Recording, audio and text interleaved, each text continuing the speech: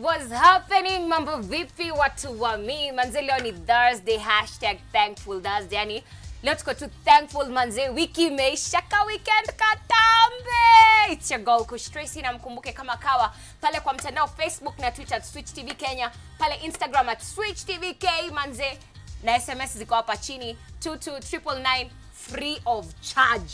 Twende kazi. Oh yes, and you know we are here to spill the tea. My name is Nzula Makosi. A very warm welcome to Chat Spot. Today is Thursday, so you already know our weekend is officially here. Hi, girl. What's up? How's everyone doing? Good. We good. Awesome. So we're coming to you live from Switch TV Studios, as we always do. We're very glad to have you watching. Today is the end of our week for us, and Jackie isn't with us. She's missing. Ameenda kulipa deni zetu za China. I Si know. white. Yes. We's good. We's But good. us She got guys us. are here, and we yeah. are about to start off by spilling the Thursday tea. Chat Spotters, we start off with a segment that talks about what everyone is talking about, Pop Spot.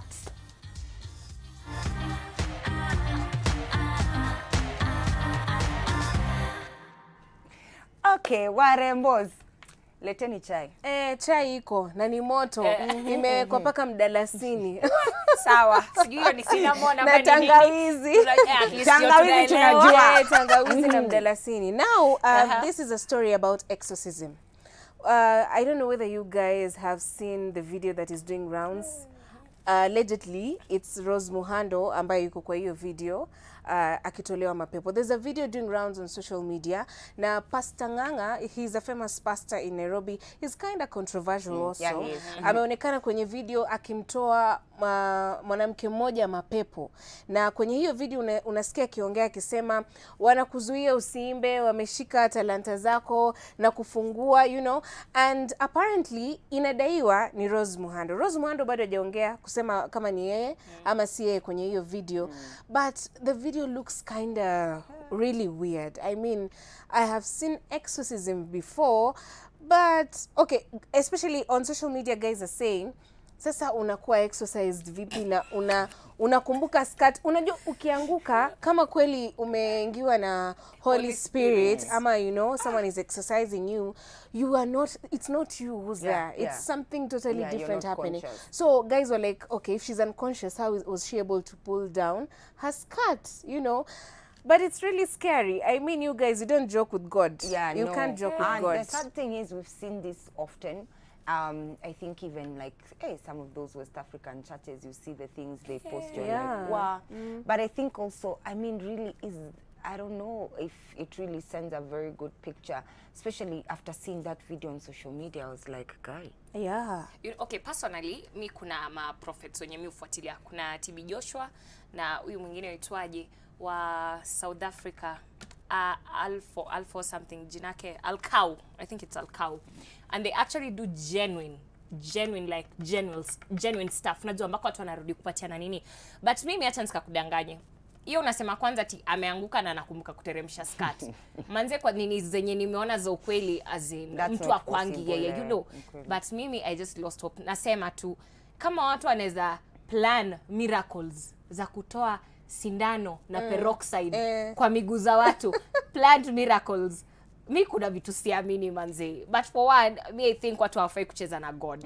Achani kucheza na saja. And by the way, manze atawafanya ile kitu mshangae. And it's sad, Kush, like you said, it's very sad. Niliangalia Rose Muhando.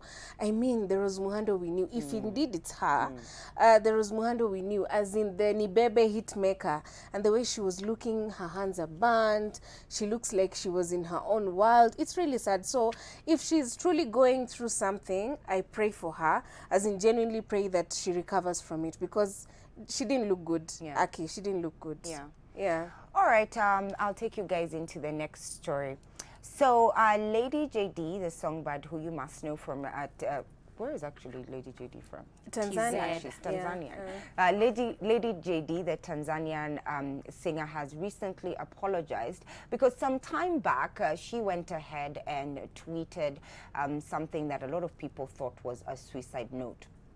Now, she apologized because obviously her fans and everybody else was very concerned about this tweet. The sad thing is, looking at the story, the fact that I think she had lost her mother some time back due to cancer, and of course it was very traumatic for her.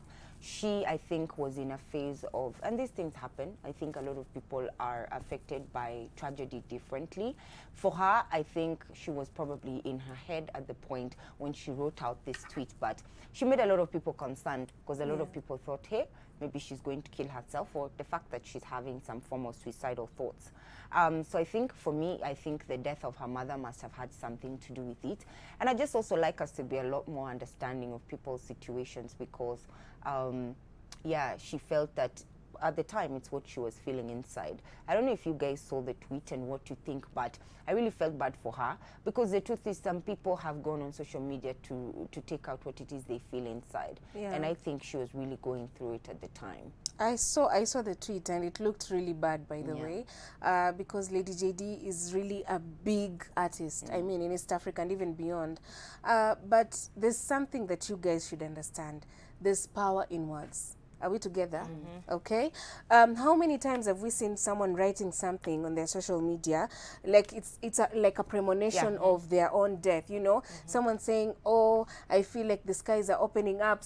It's time to go home," and after 2 weeks, they are home for real. So I think we should also be careful, as much as we are going through things, as much as we are going through pain. You know, sometimes I usually say social media is not the place where you go and show everyone whatever you're going through.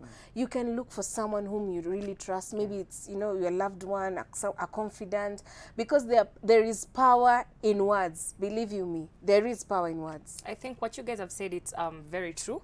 Actually, probably angetafuta mtu ambaye yuko karibu naye, ambaye anaweza ongea naye, like afungua hizi feelings. Nataka ni therapist. I think ni ma therapist, watu wa psychology. Something like that. But yo kwenda unajua kidogo pia wanakuwa concerned, because tumesikia like bigger celebrities and like wase wameachieve so much kwa maisha yao, like in a span wali tu. I know. They just like unajua. So I think she, as in, angetumia different approach. Different approach. And na watu wasikakwe judgmental. We are all human beings. Tuko na mashida, tuwapitia matatizo, losses, we face them tofauti. So don't be so judgmental, muelewe watu pia. All right, I'll also be giving you the next story. So there's a Kenyan guy who is really lucky, and his kindness has really taken him far. There's a Kenyan gentleman who lives in the US. His name is Lawrence, and he recently was awarded a whole 2.5 million Kenyan shillings by Ellen DeGeneres for his kindness. So this is a story. He went to the US several years ago, and guess what? He sacrificed himself going to college or to university so that he can educate his siblings, his brothers and his sisters back in Kenya. And he then was nice enough to write to Ellen and say to her, I really appreciate you for your generosity. So Ellen actually honored him and gave him some money as well as a whole bunch of gifts. And sometimes I think a story like this shows that kindness really does pay, and it doesn't cost you anything to be nice. This guy was just a nice-hearted guy, and he got rewarded for it. Did you guys see the story? I saw the story. You saw the story. I saw it too, and it was very interesting. And you know, he can finally now go to college. I mean, he was even given laptops, he was given a notebook.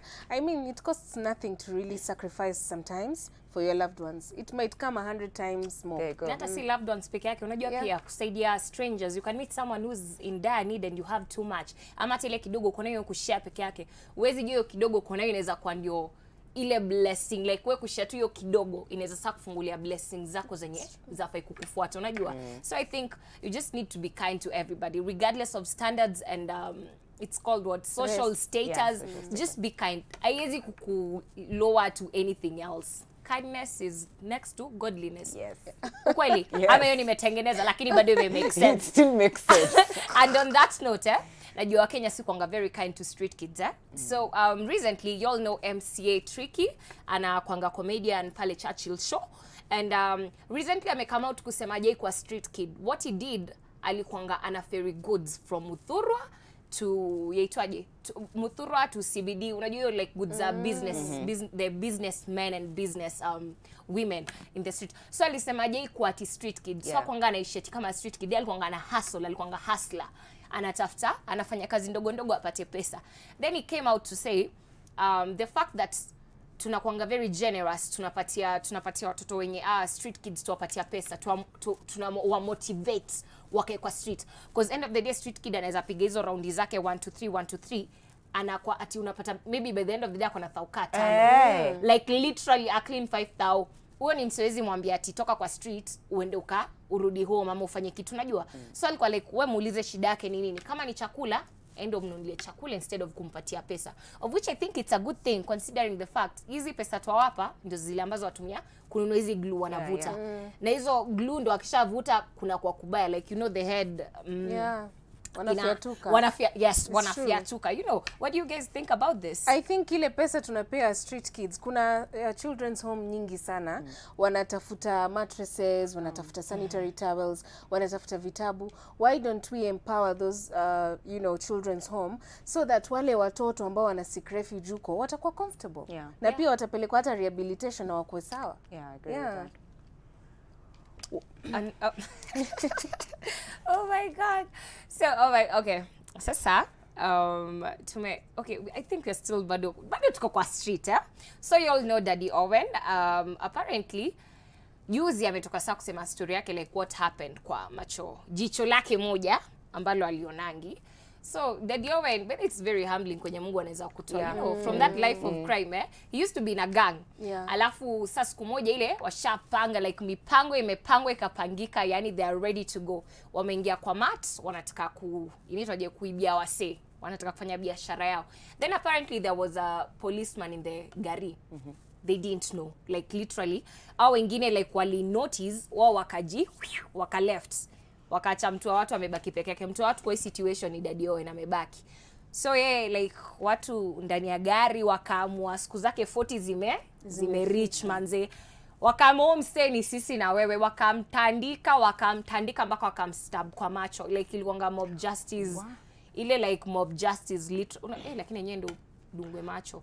Manze hiyo ni intense. So uko ndo kwenye God amemtoa. Ndo alisema like hapo ndo alifika, I think alifika ile manze ndo ile time yangu ya kuturn into doing something. And you know, I think I always wondered, because he never actually spoke about that. So I think the fact that this is the first time he's ever spoken about it.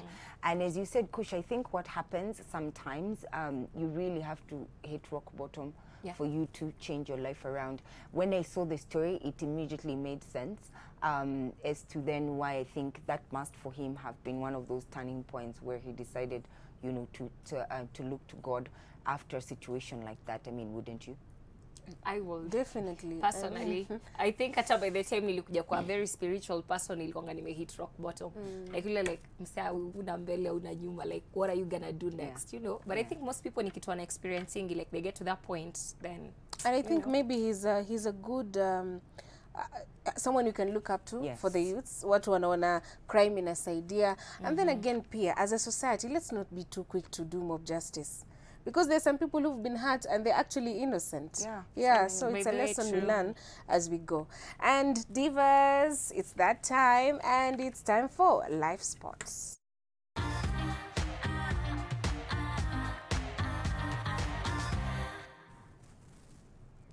So today on Live Sport we're discussing fake news. Fake news ni saa ingine unaenda kwenye internet, unaona story imewekwa kwenye mtandao na unaona ni story ambayo inavunja moyo sana, story ya kushangaza.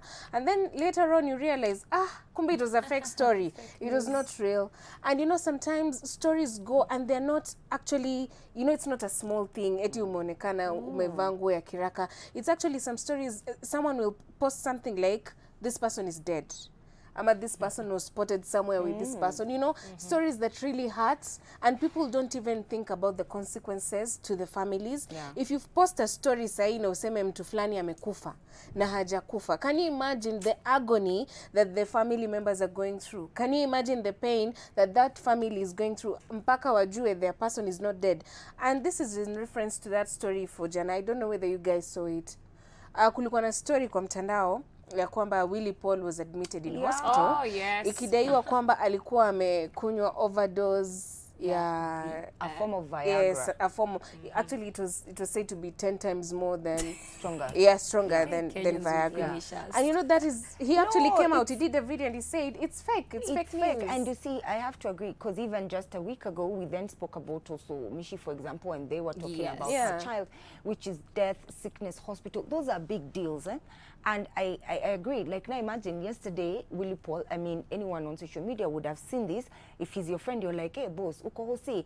The guy is at home, he's chilling. He literally had to do a video to actually tell his fans that he's fine. So one thing we don't realize is that this fake news, it really affects people on a personal level. But you know, it's so funny that most of the celebrities, okay, we as celebrities, to may normalize like it's something normal. Just tukitaka tu controversy, yani mtu tu anaenda anatoa tu story ati ni nini inaweza kuwa juicy, watu watafuatilia na wa click na wacheki. You know, mpaka watu wanafanya inakani kitu normal. Like tumezoea fake news, nani akisema kama anania amerudi. Kuna wenye tutaka tukwe manze hii hii inakaa fake, as in hii ni story tu ametoa ndio watu wamuongelele. You get? I do. It's so sad that tumefika hiyo point tunaweza stoop low just to get attention na kuget like wase kuget following and numbers. As in, it's just so sad bana, like honestly. And the other day we spoke about it here and we said it's important that you verify information. Umepata story kwa blogs, ukiona story kwa blog haimanishi it's the correct information you're getting. Stop sharing stories that you're not sure of. 100%. Yeah, because at the end of the day, you are hurting someone. Yes, he could be having more than 50 controversial stories, but this one could be hurting. You know, it's too personal. I think it's just too personal. It is. Yeah, lakini walienda personal. Sana. I think they were motivated from the Otile and Vera drama, did you see which the is video? I don't know. He was so pissed, by the way. Yeah, he was very pissed. I mean, I would be pissed too. And I'll tell you guys, I mean, from personal experience, for example, I've had situations where people have said a lot of things about me which are not true. But the reality is, there's a saying that goes, you cannot stop and throw stones at every dog that barks, so you will never reach your destination. Exactly. Now, I reached a point in my career, I decided to just 100% I ignore it. There are many times if it comes to affect my brand, like anybody who's interacted with me well enough would know certain things that are true or not true. And you guys, I'm sure, being, of course, public figures have experienced this as well. But the reality is, guys, it hurts. Secondly, we are only a phone call away. I've always wondered why can't people just pick up the phone to verify a story? Yesterday, before blogs pick up a story about Willy Paul being in hospital, call the guy, you have his number, find out, you know, before you report somebody's child has passed away or is dead, call them, find out, is this true, you know? So I have been a victim of fake news, and I also just had to learn how to filter out what you can address and what you can't, because then there's some people who spend too much time addressing everything that's said about them, and you'll waste a lot of time. But I'd like us to be aware of the fact that sometimes this news affects people's lives personally. And a perfect example is like we just spoke about. Yeah, and sometimes, you know, these guys can do stories that not only hurt you, but also create enmity.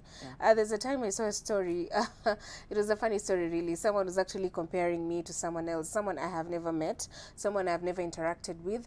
And so guys were sharing this story on social media and sharing it, you know, in every other page. And guys were actually abusing me and saying stuff about me. And they don't know who Nzula is, they don't know my character, they don't know my true personality. So I think we should, before you click send, think twice, because you could be hurting someone. Kila mtu ako entitled kwa opinion yake, atukatai, you're entitled to your own opinion. But honestly, saa ingine hii kasheshe mingi, emotion mingi kuhusu maisha ya watu ambayo haujui, wetu ni ule tu mtu unataka.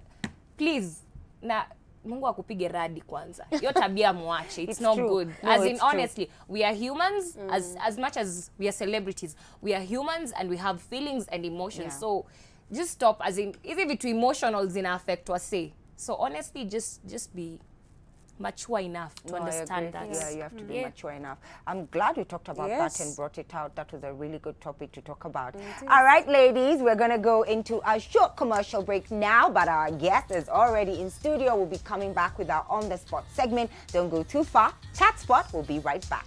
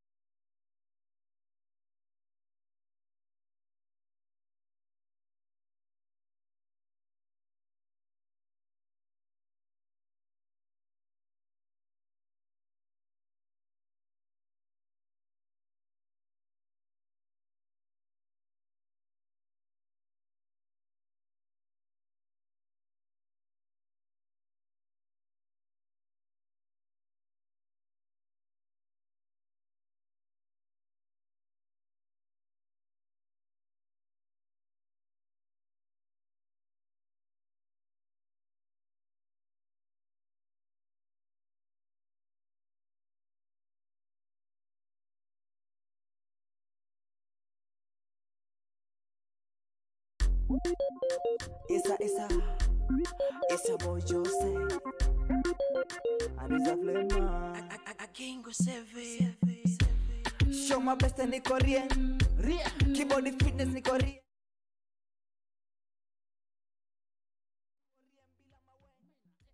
Show my best and Korean. Keyboard fitness ni Korean.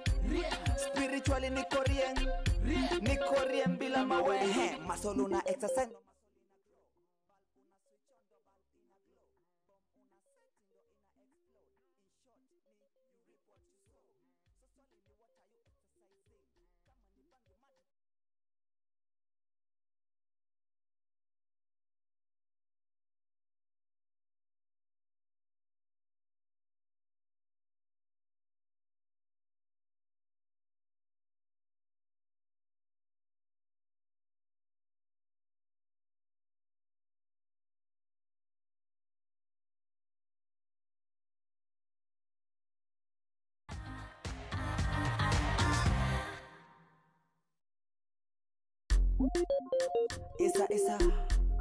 It's a boy Jose. And it's a flame. I can't go save. Show my best and Korean. Keyboard fitness ni Korean. Mimi na Yesu tu Korean. Ni Korean bila mawe. Show my best and Korean. Keyboard fitness ni Korean. Spiritually ni Korean. Ni Korean bila mawe. Masolo na exercise no masolo ina grow. Bulb una switch on do bulb ina glow. Bomb una set ndo ina explode. In short ni you reap what you sow. So solely what are you exercising? Kama ni bangi mad utavuna bad things. Yesu ndo life bora uhai bila ye utadai. Mbona ni lie kama sijasho yangu yodo sidai. Uja kufitina hapo Alright, Oh so yes, we are back. Noni. yeah. Welcome back from the break, and we have our guest who's already in studio. Sunzula is going to take us into our on-the-spot segment. Yes, and he's multi-talented. I mean, he can dance, he can jam. The one and only Jose Flavors. Welcome. How are you, Jose? Niko fiti Karibu kabisa. sana Chat Spots. This is where we talk about Everything. Please tell us about your life and growing up in Kayole. Yeah. So nitaanza, mimi naitwa Jose. Yes. I'm Willy Paul official dancer and still I'm an artist and a student at KU, for their student at KU. Oh, Wow. What are you pursuing? Electronics engineering. Wow. Okay. Nice. That's interesting. So tell us So- about Kayole and growing up. So I'll talk about place yenye nimetoka, place yenye nimezaliwa. Mimi nimezaliwa Naivasha. Okay. Hapo ndo place yenye nimezaliwa. So mimi ni pointi wa ghetto, nimestay ghetto mingi sana. So hiyo Naivasha nilikuwa na stay place yenye ilikuwa inaitwa Mamba. Then I came to Uthiru. Nikaanza kustay Uthiru. Juu mimi nilikuwa na stay na wazee wangu, lakini sisi tuko watatu kwetu. Bado wazee wangu walikuwa watu wenye wana struggle. So ilibidi kila mtu sasa, ilikuwa una hustle, kila mtu anatafuta, unajua. Inabidi kila mtu ametafuta, juu unapata madhe hizi enda kutafuta, mzae tu peke yake ndiye anakazana, na pia unamhurumia juu majukumu zingine zimekaa. Bro ameleta mtoi, huyo mwingine ameleta mtoi, so hawa watoi ndio itabidi wameanza kuchungwa. So ilikuwa hivyo, so nikakaa Muthiru. Kukamudhiru nilikamkuste na beshte yangu. Hiyo time nilikuwa nafaa kwenda form 1 but hakukuwa na doya ya kwenda high school. So through God nikamit na auntie yangu mwenye hata sikuwa namjua, yani unajua kuna wale watu long distance kwa familia huko unawajua. So nikamit na yeye, alikuwa na stay Dagoretti. So tukakaa naye Dagoretti, bado tukakaa naye Dagoretti, then akahama akaenda Kayole. So hiyo ndo life yenye mimi watu wengi huwa wajui, but mimi napendanga kuambia watu, nikikaa na mtu napendanga kupatia watu story ili naweza change life ya mtu yoyote, naweza change life ya youth hapo mtaani Mama naweza change life ya mtu mwenye na struggle sasa hivi anaona ni kama hizi make it. So vile tulienda Kayole ilikuwa hard mimi kustay na auntie juu nilikuwa naona nimeanza kugrow. But bado nilikuwa nataka kuendelea chuo. So nilikuwa na hii positive, nilikuwa na mabeshte positive sana. Then the other side nikaanza sasa kumake mabeshte wenye walikuwa negative sana. So ilikuwa ni wale watu wenye walikuwa wamezoea, ilianza tunaenda reggae, tunaenda kujibamba, ilikuwa hivyo. Hiyo time bado sikuwa born again. So tulikuwa tunaenda reggae, tunaenda kujibamba, ilianza hapo. So hii positive side mimi nilikuwa nakazana vile nitaget do niende chuo, at least niende high school. So on the positive side nika get chuo. but hiyo chuo singeweza kuget hiyo do ya kulipa hiyo chuo. So nikatry kubonga nao, wakanifelisha for 1 year. So hiyo 1 year nilikuwa nakaa wapi? Mtaani. So kulikuwa na hiyo negative influence sana. Vile ilianza tunaenda reggae, tunaenda kujibamba. So ulikuwa hapo kwa hiyo gang tulikuwa na watu wengine walikuwa wanafanya vitu zingine. So kulikuwa na wale watu wenye bado walikuwa wazuri kwa hiyo gang, na kulikuwa na watu wenye walikuwa wanafanya vitu zingine. So nili end up nikajipata nimeshaanza kukaa na watu wenye wanafanya vitu zingine. So with time nilipata nimeanza kwenda tunaibia watu tu simu kwa njia ile tu, hata si kuibia watu, acha tuseme si kuiba, juu haiko inakaa kuiba, ilikuwa tu kunyang'anya mtu. Ukipatana na mtu unamwambia wewe nipatie simu, unajua nipatie simu, ilikuwa tu hivyo. Ikaenda ikakuwa tu character. Hata nikiwa tu solo, nikiwa mtaani, mimi nabeba tu kisu yangu, mimi natokea road nimesota, naambia mtu wewe simama nipatie simu. Nikiona mdem namwambia wewe simama, ilianza tu hapo. So by the time nilikuwa na kaka Yole, nikamit na best yangu from Naivasha, tulikuwa tunajuana back then. So huyo boy na yeye alikuwa ameshatulia, unajua ameshatulia Kayole, amesha get your life, amesha join gang zingine. So ikafika time ikabidi tuanze kukana huyo boy. Juu mimi nilikachoka kukana auntie, then auntie ni mtu mwanza niambie usifike hapa after 11 after 12. Ananikazia. Then mimi na feel enyewe mimi najijua, mimi ni boy mwenye najijua. So nikaanza kukana huyo boy fulani, but with the time mimi sikuwa najua nini ndio ilikuwa inaniapenia kwa life. Juu life yangu ilianza kuchange. Na unajua at that time by the way kuna period yenyewe unaweza kosa kujua nini, unaweza kuwa unaamka kila siku alafu unaenda unalala, but during the day unajisahau, hata ujui nini na happen kwa life yako. Juu nilikuwa so into drugs kwanza. Nilikuwa napata na do vitu mob hadi saa hii nikiweza try kuangalia back. Hata mama yangu yani akiangalia back akianza kusikia stories zenye mimi umpea, yeye ushtuka sana. Juu haizi fikiria ni mimi. So ilifika time huyo boy alianza kunionyesha vitu zingine sijawahi ona. Vitu zingine sijaishika. Hizo ndio vitu zenye nilianza kushika kwa life. Nikaanza ku make deals kubwa nao. Sasa sikuwa naendea simu. So nilikuwa naendea vitu kubwa, nilikuwa naenda kwa M-Pesa kubwa. Nilikuwa almost sasa kuanza kuendea magari, but sasa unajua pia iko na stages. Huwezi ingia huko umeshakimbia. So nataka kupeana story mbona niliacha. There was this time nilikuwa tu mtaani. So ilibidi nimerudi kwa auntie, tulifungiwa hao. Juu hakukuwa hiyo time, hakukuwa na job, na pia huyo boy alikuwa ameshaanza kuchoka na mimi. Juu mimi nilikuwa tu nakaa. Unaona nilikuwa tu nakaa, kitu nilikuwa na do ingine ni kudance. Juu nilikuwa napenda kudance sana. So nilikuwa nenda tafuta place nenda na dance. So alikuwa anaona huyo boy na ni waste. So nilikuwa naanza kunifanyia madharau, nikaenda home. Na bado sasa hiyo tulikuwa tumeshaanza kufanya na yeye job, but sasa unajua mimi sijafika kulipwa. So mimi naambiwa buda, ile siku yenyewe utaanza kulipwa utakuwa una get do mingi. So ika happen nilikuwa nimekaa kwa auntie sasa hiyo time. So boy akaenda mission na mabeshte wangu. So na ilikuwa mbali, ilikuwa tu karibu na home. So mimi hiyo day nilikuwa mtaani. Alinicall alafu simu yangu ilikuwa off. So ile time yenyewe mimi niliasha simu walikuwa wameshaenda. Wameenda mission. Walikuwa wameshaenda. So nilipata missed call kibao. So nikajua hapa ni blanda. Juu sasa obvious sasa huyu ni msemo mwenye pia ananijenga. Unajua hiyo time nilikuwa najua ananijenga kwa life. Unajua juu yenyewe mimi nilikuwa nataka success. Mimi ni mtu mwenye nilikuwa nataka success, nilikuwa nataka do mingi, niende chuo, niweze kujilipia kila kitu kwa life. Yaani nilikuwa nataka pia nikuwe na gari, nikuwe na vitu zingine za mimi na watu wengine wakiwa nayo. Pia nilikuwa kwa industry kiasi. Nilikuwa na dance na dance group kidogo. And that's actually what I wanted to bring up, which is the interesting thing about you is that you dance for Willy Paul. So I also guess you transitioning kwenda music, kwenda gospel, it was only natural. But what was that like for you? And we've just told us the inspiration, but those are two different worlds. Kwa dancer alafu kuingia story ya kwa msanii. Tell us about that, how that is working and how you are able to transition between the two. Okay, so nitasema tu hiyo day yenye sikuenda hiyo mission, huyo boy alided hiyo day. Na hiyo ndio kitu yenye ilinitransform. Wow. So that is why you became born again. That's why niliamua kwa tu born again. Nilianza kwenda church, na church yenye nilikuwa naenda ndo madansa wa Willy Paul walikuwa wanaenda. So God aliniconnect tu hivyo. Hiyo day ndo ilikuwa day yangu ya kutransform, nianze nikuwe another person. So ilikuwa tu jani poa juu after nimeenda kudansia Willy Paul, obvious singeenda nimejoin. Nilienda na Willy Paul akapenda job yangu, akasema huyu boys acha come. So ilikuwa tu ni God alikuwa tu ame make vitu zi happen. So nikapata nimeanza kufanya job na get do, nikaanza kujilipia hao, nikaanza tu yani kufilfiti, life imeanza kuchange. Then nikaachana na tamaa fulani nilikuwa nayo.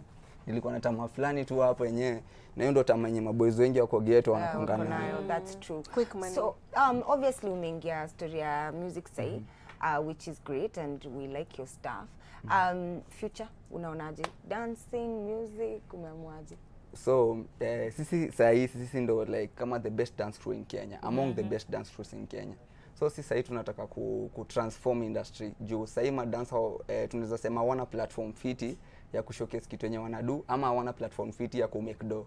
So tunataka tu make platforms zenye kama YouTube, kama Prisk zenye madancer wanaweza kwanga waki make do through works zao. Hiyo inaweza saidia maboy wengi sana. And you really have yani fashion yako by the way ni nice. Oh my god. Nimeshinda nikingoja tu kusema hivyo. I know. And your story is actually very humbling. As inajua kuna mavijana huko nje wenye probably wako in the same situation. As in just ebu just advise them manze. As in ebu apatilie tu motisha ya sijui utawaambia nini, lakini najua kuna watu wako kwa hii situation. Unaona hizo vitu zenye ulikuwa unasema? Exactly. So just tell them just okay, kitu inaweza ambia mwezi yote yenye kumtaani na mwenye anadu vitu zenye tunaweza sema zinahusiana na crime ama drugs.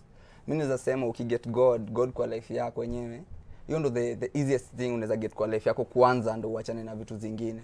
Na God atakuwa anakuconnect na wasee. Unajua wasee wenye wanaweza kusaidia kwa life, wasee wanaweza kubless. Kama mimi nimeconnectwa na wasee wengi, sasa niko campus, niko fourth year. Wow. Na live school fees na mtu. Na hiyo ni through God. Kama ningekuwa nafanya hizo vitu zingine ningekuwa na negative life. So naweza ambia tu boys, focus on Jesus kwanza. Amen. Mimi nimekam ku preach. Amen. Amen. And unajua kawaida tunakuanga na section inaitangwa game spots. We are never that serious, you know. So kwa leo tunafanya kitu inaitwa catchphrase. Alafu nakuanga na shoe game. The shoe. So hapa hivi kuna tu dango, like I always say. So tu dango mnachukua, alafu whatever is inside imeandikwa hapo hivyo ndani, you're gonna act it out. So unaweza una dance na unaimba, you're an artist. So acting is not going to be a problem. You know, it shouldn't be a problem.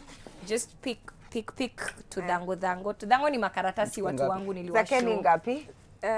Hebu chukua moja zenye zimebaki. Chukua alafu zenye zimebaki unamwekea shuge ma. Ukamba nayo yellow and red. CG today I pick a green like you. No ni pick. Okay. Stop cheating. Let me go with pink today. I'm feeling just Ati so tunafanya nini Kush? Una act kitu iko kwa hiyo karatasi yako. You don't say it, so noni start. Hebu tushtue. Acting skills. Okay. Mtoto analia. Baby crying. It's a baby. Oh, it's a baby. Yeah. You should have done this. Yeah, okay. I'm like, well, I did it like look, a baby you got crying. it immediately. It was only the one baby I needed. It was a baby. And Aya, twende.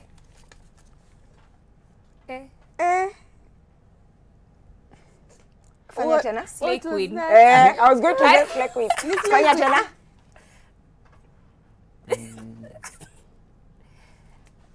Diva. Maringo. Attitude. Wow. This is a tough one. Hebu tusaidie. Fikiria tutarudi. So nifanye kitu kingine na nikaanza nitawapatia hint. Okay. So wow. Swag. You. I feel you. Crash. Give us the answer different. What it is? Ni sister. Nimeshindwa Sister. We should go Yeah, you should go. Okay, much. Atafanya ingine. Aki walai. Lakini your sister to guide this and Hiyo ni ngumu. We are on divas. slay queen. Slay queen.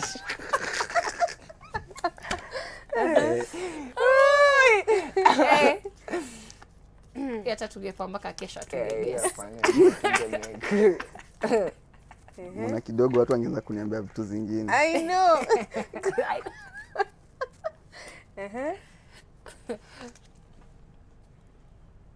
Kusonga. Plating. Braiding. Braids. Plating. Plating. Nimepata. Good job. Zula tumpatie break kidogo. Okay.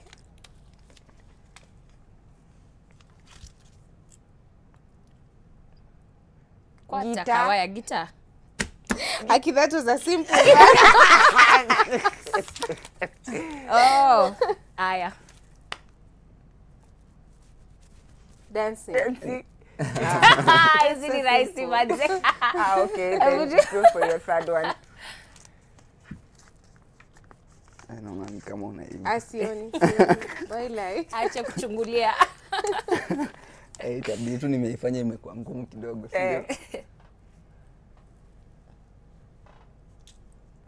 Njaa. Kufly. Chicken. Yeah, guys, I'm hungry. Oh, kuku na hiyo ugali na umesaidia. Oh my God. Lazima nifanye kwa challenge kidogo. That's too funny. Kuku na ugali manze. So hiyo ndio last one. Yes.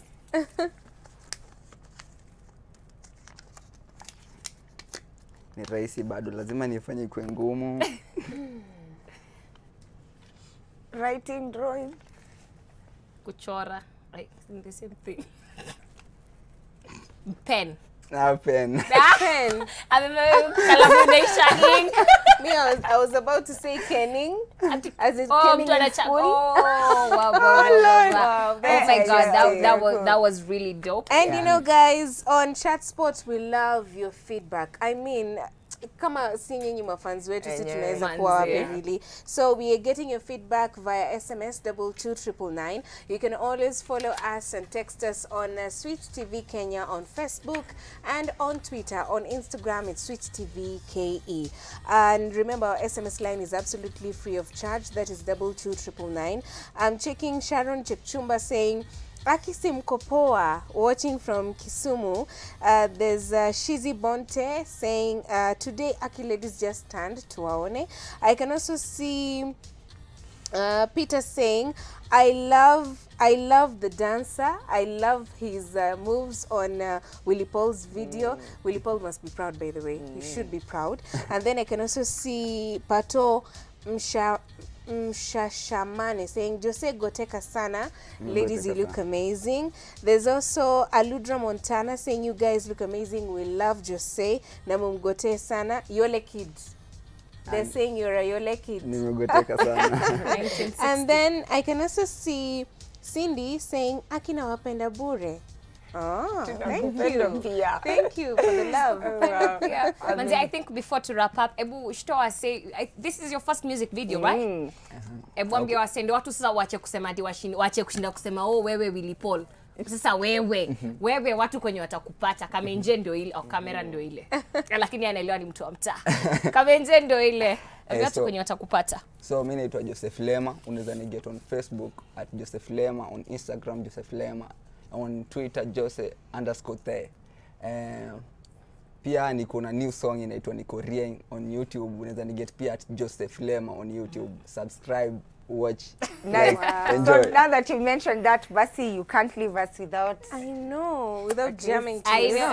Manzala kuibuka kwenye masisi tuna dance. Tumeget the style. Yeah, utuoneshe pia plus the dance. So we're going into a break and you're going to take us into our break, yeah? Okay, let's go for it. Wimbo gani hiyo yenye? Yes. Alafu dance moves. Easy. Twende kamera yako. Two-footed, left feet. Bila mawe. Show my best niko rien. Keyboard fitness niko rien. Spiritually niko rien. Niko rien bila mawe. Muscle una exercise ndo muscle ina grow. Bulb una switch on ndo bulb ina glow. Bomb una set ndo ina explode. In short ni you reap what you sow. So swali ni what are you exercising? Kama ni bangi mad utavuna bad things. Yes ndo life. Bora uhai bila utadai. Mbona ni lie? Kama sijasho yangu iyo dosi dai. Udaku fitina hapo sikai cheki. Salvation ndo nime hold on tight. Mimi niko rien bila mawe. Mina exercise. Show my best niko rien. Keyboard fitness niko rien. Mimi na Yesu tuko rien. Niko rien bila mawe. Show my best niko rien. Keyboard fitness niko rien. Spiritually niko rien.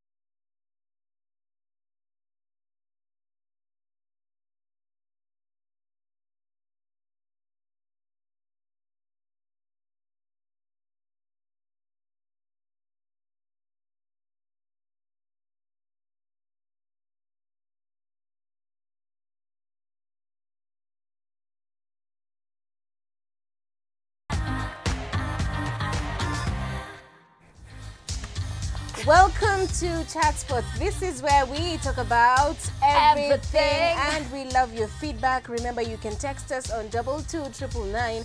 You can always talk to us via Facebook and Twitter, that is Switch TV Kenya. Na kwa mtandao wa Instagram, tafadhali follow us, it's Switch TV KE.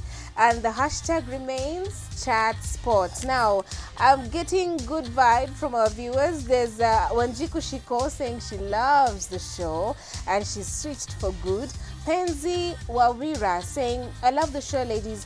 You add inspiration to me to pursue journalism. I just completed my final exam knowing coming next year I will pursue a degree in journalism. Wow, that's amazing. Yeah. We are inspiring young ladies out there.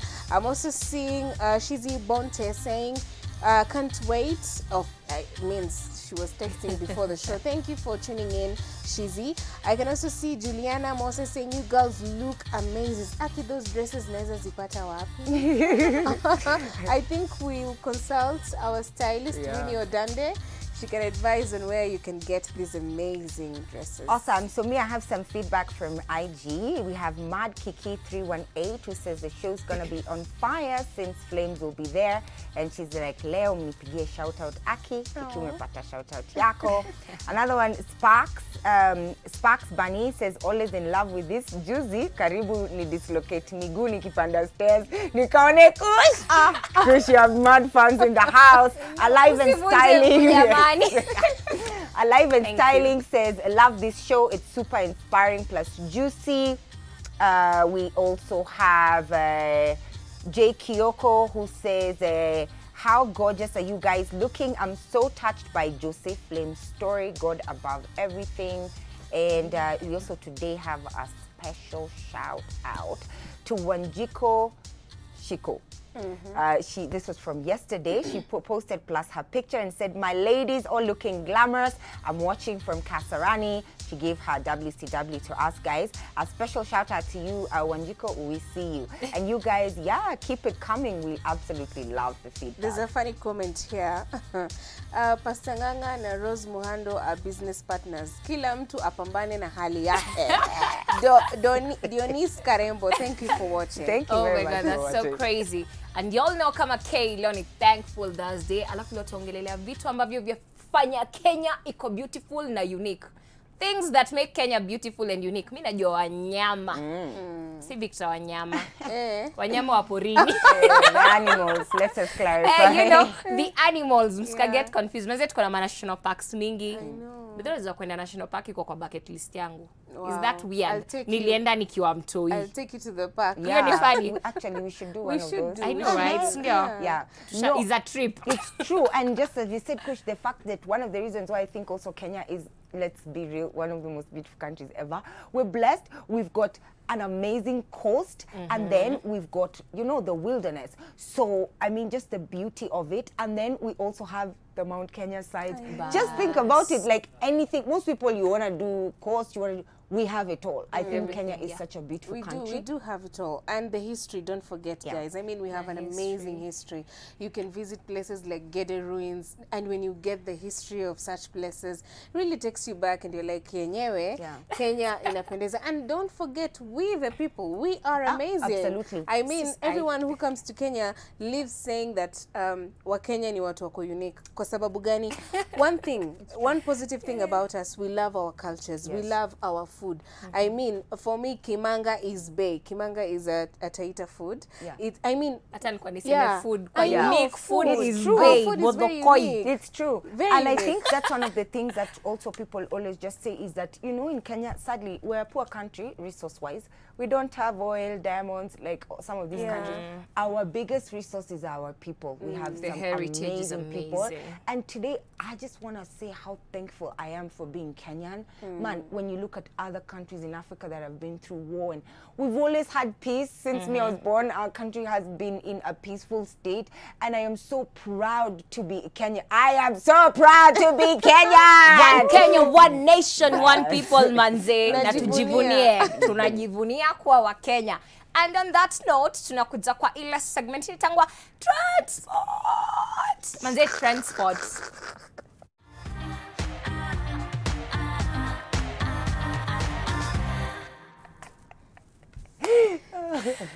Enyewe nimeshindwa kutoa jackie. Umeshinda but you tried. I tried. Mimi ni rapper manze, so mnielewe, mnajua. So leo kwa transport manze tunaongelea vitu zinaitwa jinika, of which jeans ni jeans by the way. Jeans I think ndio one of the most comfortable as in outfit mtu anaweza vaa. Unaweza rock na sweatshirt, t-shirt, vest, anything. Spag top as in alafu ni all weather, kuwe na joto, kuwe na baridi, jinika zinaweza. Kuna jinika ziko mararuraru zinaitwa rugged jeans. I think hizo ndio favorite zangu. Hata mimi love. Mimi hata unafai kunipata nikiwa na jeans ukivaa na watu wameiona sana. Kapekele ni ile bottle top yo. Unakata na makasi and then you do that's what they do by the way. You guara it like this and it actually works like jinika inachunika chunika. That's what they do. That's what they do. Ukienda kubuy jeans ukiwa umeoneka rugged. That's what they do. Wanakukatia saizo wanagwara. Mimi nanunua ready made. No, I saw a guy doing it to the pekele and because I asked and he's like this is the way to do it, you know you remove. So yeah, chana those things. Alafu pia kwa jeans kuna mtu kama upenda kuvaa high waist cause kiuno changu kiko hapa. Alafu inafanyanga unakuwa na hiyo kiuno kimeenda hivi. Alafu huku kwingine kumebaki, kumetokea hivi. Hizo ni high waist kwa watu. You know, alafu anataka kuficha hizi manyaki za hapa chini kwa tumbo. Belly fat Alafu kuna hizi jinika zingine low waist. Low waist ni za watu maybe wana tumbo wanataka kuflaunt. They can figure here. So kwa low waist jeans kinafika hapa. Na kwa jeans kuna pencil jeans, skinny jeans. Hizo ndo actually hipster zilikuanga before. Najua mnakumbuka. Bell bottoms. Zinaitwa Colombo. Hizo zote ni jeans, but you know, as in say mostly I think guys wear skinny and pencil jeans. Hizo zile like straight fitting. Alafu niliona juzi like apparently pia kuna zenye zinaitwa cigarette jeans. As in the straight ones. Huku chini sika pencil like shiki miguu. Yeah, it's just like a straight whatever. Inatoshana na hips. But I think watu wa skinny ndio uvanga hizo. Yes, and it looks nice on them. And I think there's a tip for plus size girls, curvy girls. I also love high waist because it's a struggle for me to get something that fits me because my waist is very tiny compared to my bottom. So what happens if you're a curvy girl, it's very important for you to look for something that is high waist because it will come all the way to this point. Sawa sawa, so that ukai ni kama umevaa na ukiingiza mkono inaingia, and then invest in good belts. You can get actually the big belts are very nice when it comes to jeans because it will hold it in place so that it doesn't keep on, you know, coming down every time you're wearing it. And also in jeans, we have the shorts. Shorts bado ni jeans, you know. Actually mimi napenda kuvaa booty short, you know. Yeah, they just come through any time. Unajua kama ujisikii kuvalia, unajua rinda lazima ukae na design, but kwa umevalia like booty shorts ama short jeans ni ile iko juu, imefika juu ya magoti. As in ni comfortable, unaweza kaa tomboy kama mimi anaweza kaa tu ako tu sawa, unajua like una ile cross your legs. I don't know sit how you're very okay. True. You know, me, let me tell you, if I mean if there's only one piece of advice I can give you, own several pairs of jeans. They are a good investment. You know why? I mean, let's get serious. Jeans have been worn since the 1920 what? And we're still rocking them until today, which means it's one of those timeless things. It will never go out of fashion. You can never have enough jeans.